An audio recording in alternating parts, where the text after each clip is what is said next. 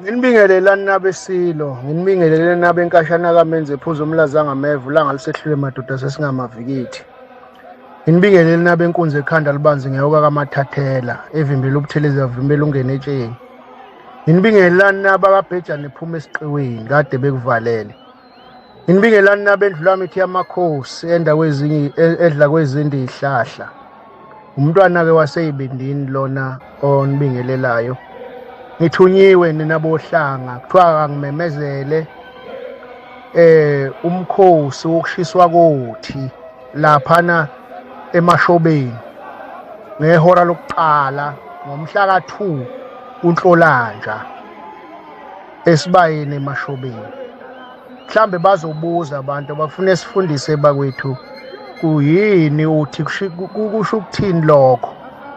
Phela sokhumbula ukuthi kade kunomsebenzi omkhulu emashobeni womkhosi woselwa lapho bekukhona zonke izihlahla ngaphakathi neminye imisebenzi ethile ebala nokungena emgonqweni kwengonyama. Phela noma imiphi imisebenzi emikhulu mayekade yenzelwa kuyashanelwa egcekeni lapho kade kusetshenzelwa khona bese kuthatha izibizo yoshiswa. Kanjalo-ke nabesilo umkhosi omkhulu kangaka wengonyama, umkhosi woselwa wesizwe owumkhuleko, ziningi izinto ebezingaphakathi esigodlweni ey'xoxwayo manje.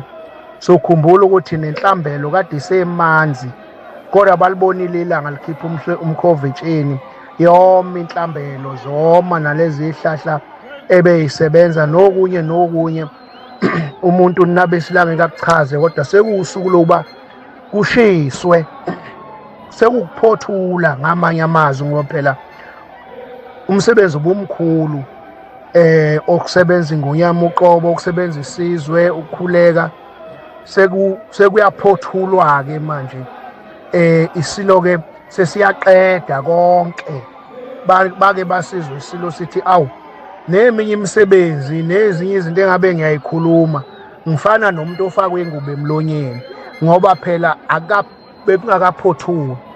Ngakho-ke umhla ka-2 ngoMsombuluko ngehora lokuqala abantwana basendlunkulu abadidiyeli isizwe nje kakhulukazi lapha eduzane kwasemashobeni empakama namabutho athile uyazi umdidiyeli ukuthi kuthathwaphi nendlunkulu abantwana basendlunkulu ofanele phela bazosingatha ukuphothulwa komsebenzi wokushiswa kothi.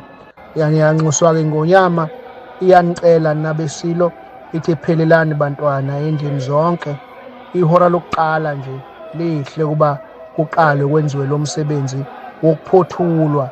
Kuthiwa-ke kushiswa uthi nabesilo. Ngiyathokoza.